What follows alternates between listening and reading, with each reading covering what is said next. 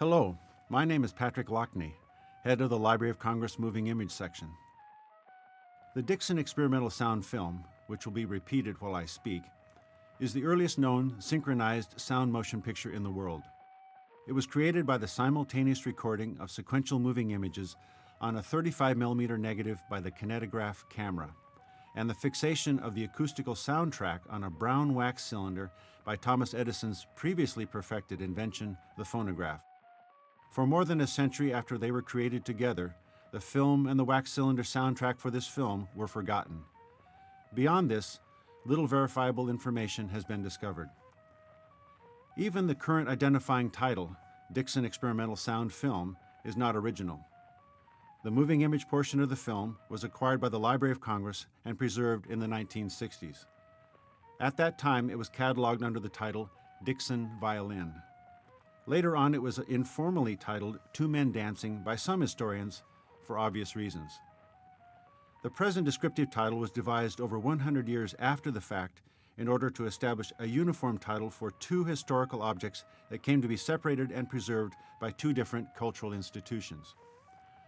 What we do know is that this film was produced sometime between September 1894 and April 1895 by W. K. L. Dickson and William Heiss, both of whom began working collaboratively under Edison's general direction on an extended and interrelated series of experiments in sound recording and motion pictures beginning in 1889. One of the fascinating things about this film is that W. K. L. Dickson himself appears in the film.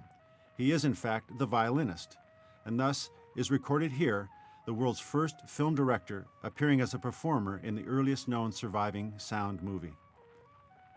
The direct overhead lighting shows the Dickson experimental sound film was made in the famed Black Maria studio, itself an experimental building designed to move synchronously with the arc of the sun as it passed overhead to keep the sun's rays focused on the stage area. Surviving photographs reveal that the large acoustical recording horn seen prominently in the film, which concentrated and directed the sounds from Dickson's violin to the wax cylinder mounted on an off-screen phonograph, was moved from the Edison phonograph department for the occasion. Because two different technologies were simultaneously employed in the making of this film, the kinetograph camera and the phonograph, there are distinct and important physical differences between the artifacts that had to be separately preserved and joined together to make this restoration possible.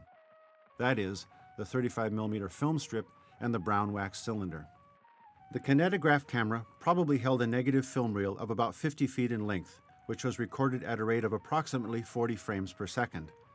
The wax cylinder had a much longer recording capacity than the film reel. For an unknown reason, the phonograph operator actually started recording the soundtrack more than 2 minutes prior to the moment when the operator of the kinetograph camera began recording the moving images. On the original recording, a voice is heard giving both the camera operator and the performers the instruction to go ahead. Therefore, the wax cylinder actually recorded more than 2 minutes of background noise and conversation prior to the start of the film, while Dickson, Heiss, and their colleagues were preparing to start the experiment. In the restored version seen here, only the portion of the soundtrack that corresponds to the existing film image is presented.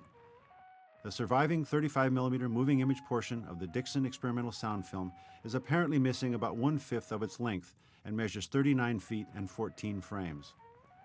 The musical selection performed by Dickson in this brief but fascinating 19th century time capsule is from the opera The Chimes of Normandy by Jean Robert Planquet.